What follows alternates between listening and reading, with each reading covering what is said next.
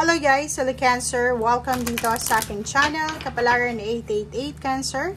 Alamin natin kung ano ang messages, vibration, gabay energy para sa inyong lahat. Ito ay general message, weekly tarot reading, from May 13 hanggang 19. Okay, Cancer. Reverse na birthday. Okay. Kunin natin siya. Ang daming gustong lumabas ng bara sa iyo, Cancer. Okay.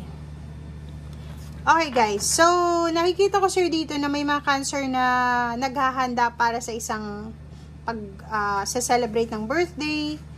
Or parang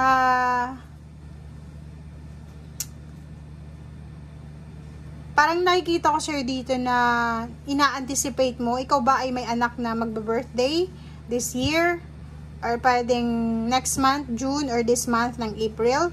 Kasi parang yun yung focus mo sa ngayon naghahanda ka ng pera para sa selebrasyon, bonggang selebrasyon, or hindi lang to birthday, pwedeng graduation, or kano pa man.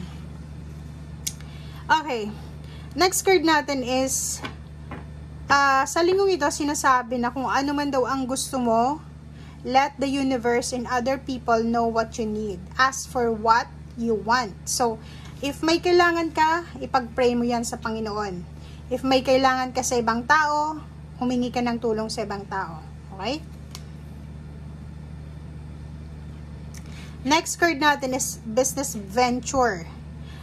Dito naman sa business venture na to, sinasabi na siguro may naiisip kang negosyo na simulan, or may naiisip kang pwedeng pagkakitaan, bago siyang idea, bagong career opportunity to.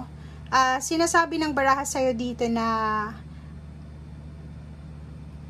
trust your intuition and sundin mo kung ano itong ideas na to na naiisip mo. Kasi siguro, ito na yung tamang panahon para gawin mo kung ano man ito. Siguro maraming beses mo na itong pinag-isipan, maraming pagkakataon na yung dinelay mo, pero kung talagang para sa'yo yan, para sa'yo. Okay? Perfect timing daw Yan yung sinasabi. So, sinasabi, this is the right time for you to move forward. So, yun. It's either gusto mong launch ng another business, or gusto mo ng, parang anong tawag dito? Branches, or pwedeng gusto mong mag-improve sa business mo, kung ano man itong gusto mo, nasa tamang direction ka daw, nasa tamang timing, okay? So, have faith, dahil daw, ang lahat ng ginagawa mo sa ngayon, ay may kaakibat itong positive outcome. So, your desire is within reach. Malapit na. Abot kamay mo na yung success mo. Abot kamay mo na yung pagpapala, and abot kamay mo na kung ano man ito, na hinahangad mo sa buhay. And last card natin is, may mga utang ka ba? Physical, utang na loob, or money? Kasi sinasabi na may mga mabibigat kang karga-karga dyan sa paligid mo, or dyan sa puso mo. May utang ka siguro na kailangan bayaran, or may kailangan kang utang na loob na ang tawag dito? Nasuklian. So, sinasabi ng barahan na makakabayad ka sa linggong ito. Okay?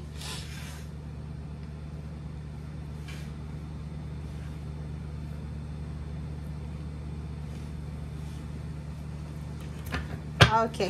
So, Cancer.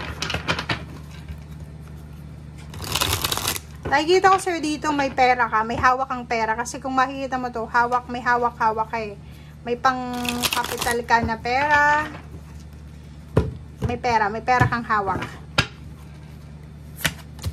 Okay, Chariot. And then 5 of Gabriel. Yung last card natin is 9 of Gabriel. Okay. Unahin natin tong Chariot na to. Archangel Metatron. So yun na nga, if may gusto kang buksan na negosyo, pasukin na trabaho, or any career, nasa tamang direction ka, nasa tamang timing, and sinasabi na sobra-sobra yung determinasyon mo sa linggong ito. Sobrang, kung trabaho yan, sobra kang motivated, ayaw mong umabsent, gusto mong anong tawag dito? Mas mag-improve pa yung financial mo dito, yung career mo.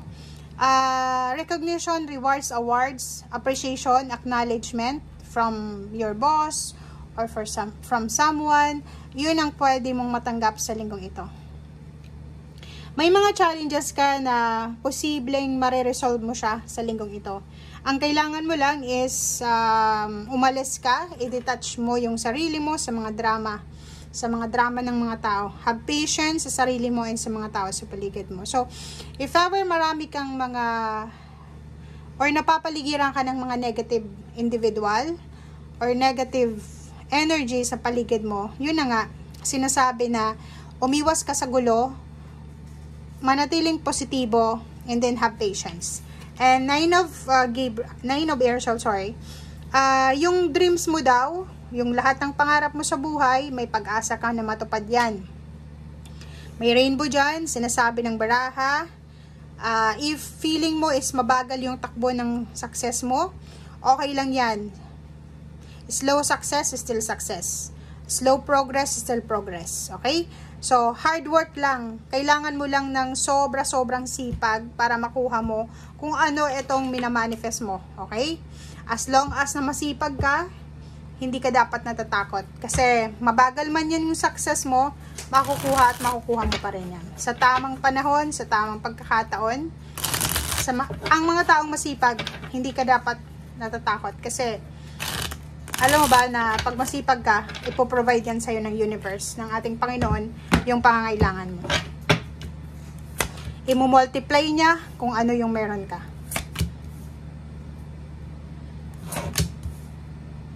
Okay. Etong 4 cards na to, medyo, medyo emotional. Nakikita ko sa'yo dito na, yun lang. Iwasan natin guys yung pagiging materialistic. Yun lang, yung sinasabi, yung illusion na masyado tayong egoistic din. Yung parang mataas yung pride natin, materialistic tayo, parang ganon. If may mga goals ka sa buhay, unahin mo muna kung ano yung mas importante sa ngayon. Okay? Gawin mong motivation kung ano yung gusto mong mangyari sa buhay mo.